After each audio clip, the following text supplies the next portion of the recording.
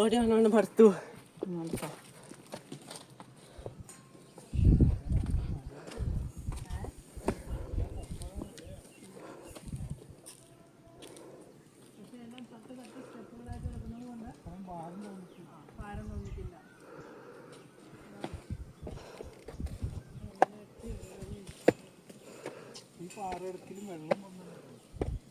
ചെറിയൊരു ഉറവ പോലെ അത് അവിടെ എൻ്റെ ഈശോയുടെ അവിടെ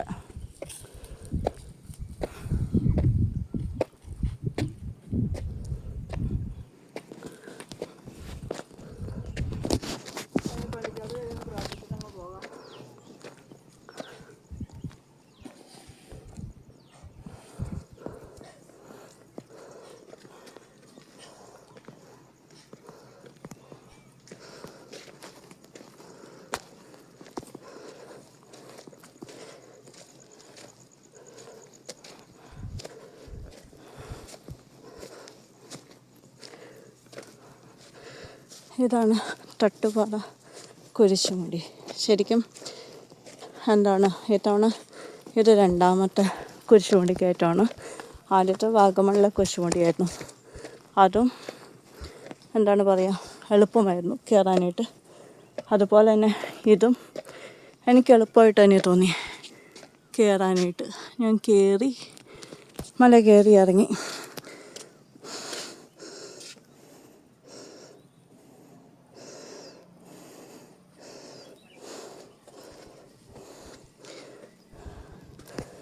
ഇവിടം എന്താണ് പറയുക ഒരുപാട് നല്ല രസമുള്ളൊരു സ്ഥലമായിട്ടാണ് എനിക്ക് കണ്ടിട്ട് തോന്നിയത്.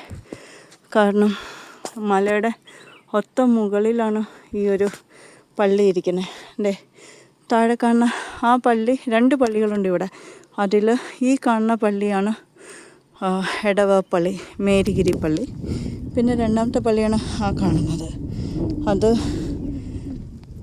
ഇവിടെ ഇപ്പോൾ 2 കുട്ടികളെ ഞാൻ പരിചയപ്പെട്ടു. ഒരു കൂട്ടർ പറഞ്ഞു ആ പള്ളിയാണ് എടവപ്പള്ളിയെന്ന്. രണ്ടാമത്തെ കൂട്ടർ പറഞ്ഞത് ആ സൈഡിൽ കാണുന്ന പള്ളിയാണ് എടവപ്പള്ളിയെന്നും. എന്തായാലും സത്യാവസ്ഥ എന്താണെന്നുള്ളത് എനിക്കും അറിയില്ല. മിക്കവാറും ആ പള്ളിയാണ് കുറച്ചും കൂടെ അടുത്തിരിക്കുന്നത്. കാണുമ്പോൾ തന്നെ അറിയാം നമുക്ക് കുറച്ചും കൂടെ അടുത്ത് നിൽക്കുന്ന ലൊക്കേഷൻ വൈസ് ജിയോളജിക്കൽ ലൊക്കേഷൻ വെച്ച് കുറച്ചും കൂടെ അടുത്തിരിക്കുന്ന പള്ളി അതാണ്.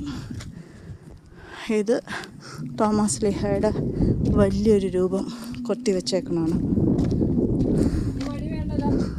ഒട്ടും വേണ്ട. ആ ഇനി ഇതേ അവിടെ നിന്ന് അങ്ങോട്ടേക്ക് പോകുന്നതാണ്. ഈശോയെ എനിക്ക് പിടിക്കുന്നതിന് കുഴപ്പമൊന്നുമില്ല.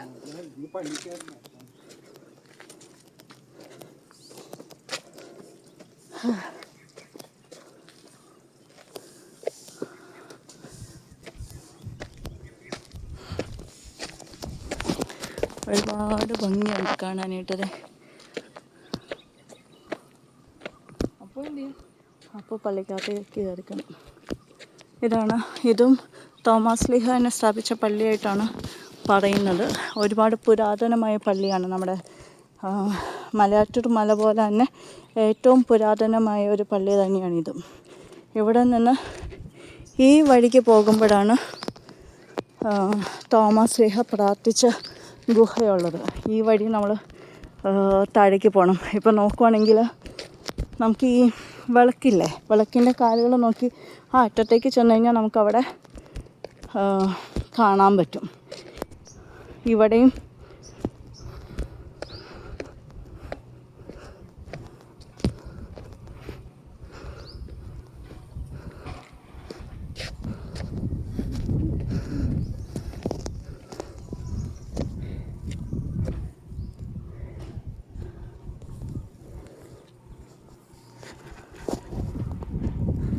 ഇത് ശരിക്കും പറഞ്ഞാൽ രാജമുദ്ര വച്ചിരിക്കുന്നതായിട്ടാണ് പറയുന്നത്.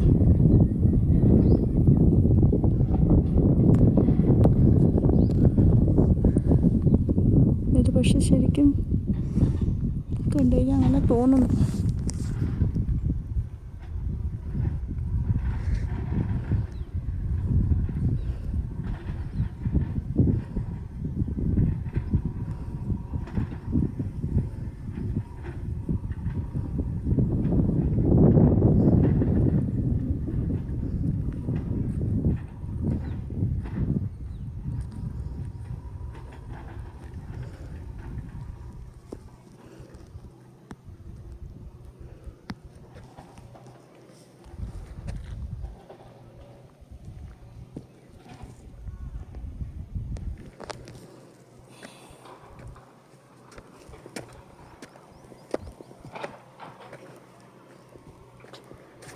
നമുക്കിനി പള്ളിയുടെ അകമൊന്ന് പോയി കാണാം. ഓക്കെ.